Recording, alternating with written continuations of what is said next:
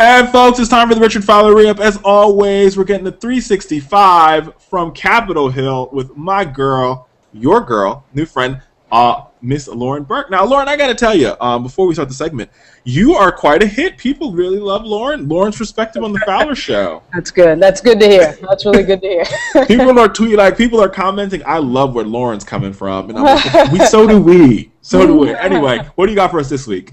Well, this week, Congress returns next week, finally after yet another break. I think it was the Washington Post or the Atlantic just wrote an article with regard to how this is the least productive Congress in history. Not difficult to believe, but at any rate, the Congressional Black Caucus on Tuesday will be meeting with the president for the first time in over 2 years, 790 days to be exact. And, with what we just saw from the Supreme Court with regard to affirmative action in Section 5, I think it's probably time to have an in-depth discussion about not only about black leadership, but in fact the Democratic Party and African Americans, a voting bloc that has been very consistently supportive of the Democratic Party, and what exactly the agenda is, or if there is an agenda, et cetera, and so on. As you know, there's a march next month on August 24th, and I think the agenda was pretty much set for everybody, quite frankly, with what the Supreme Court did last Tuesday. But, I'm hearing a lot, I've always heard a lot about failures in black leadership one way or the other, and failures from members of Congress one way or the other.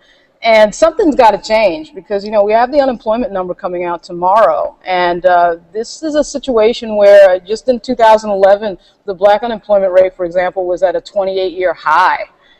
And that's something that should alarm everybody. And so it's a discussion, I think, that, it'll be an interesting discussion on Tuesday with the president. And I think that leadership all around needs to have that discussion.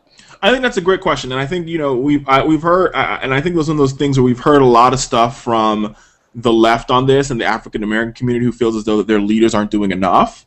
We've also heard arguments that from the other side that, hey, listen, what else do African Americans want? You guys already have a transportation secretary now that Secretary Fox is now in place, former mayor of Charlotte.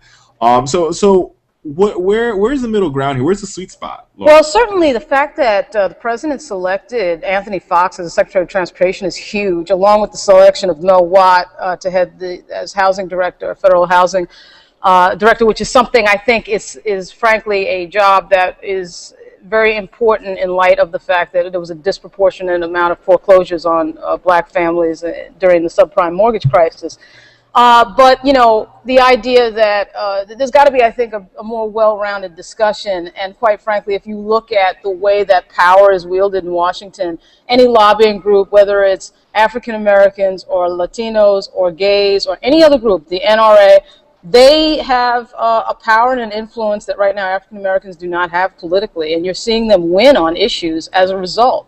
So something is wrong. So is the reason why, and I think you're right. I think there is something wrong. Is the reason that there's a void in congressional leadership on these issues, or is the reason that there's a void of leadership in the local level or community level, or an urgency by the black community that forces our elected leaders to do more? I mean, I don't know. That's why I'm asking the question. I think that you can certainly have a critique for everybody all around for a lack of leadership, a lack of direction. If you look and analyze at what Latino leaders do, for example, and gay leaders do, they're very specific about what they want. They're very specific about the legislation that they ask for, and they push and they push and they push and they push. So they have a specific agenda that they bring to Congress, to the president, and to everybody involved, and they have a grassroots movement that is effective, and it works very well.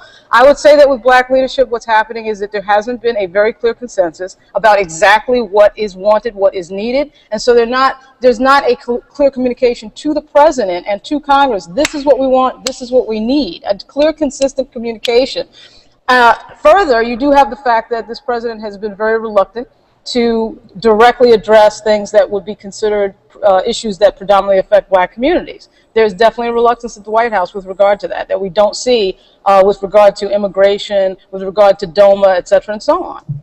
So I hear that. I think and I think you're right on that point, Lauren. I think you're absolutely right. There's not a push from the White House. Beyond the fact there's not a push from the White House, the other thing is that there isn't a clear black agenda. And I got to tell you, one thing that I saw from somebody who lives in Washington, you live in Washington as I do, we've seen from the LGBT community and the Latino communities, they're willing to chain themselves to the White House. That's right. To get stuff done. That's right. And we're not, that same urgency doesn't exist on our side. That's right, and they also have a very clear cut. They've always had a very clear cut 1, 2, 3. This is what we want. But you're right. They will protest. You saw what happened with the First Lady, which frankly I thought was outrageous. The First Lady does not set policy, so why are you protesting the First Lady? But they're willing to go that far and be unpopular and protest at an event the First Lady is at to get their agenda out there, to get their point across.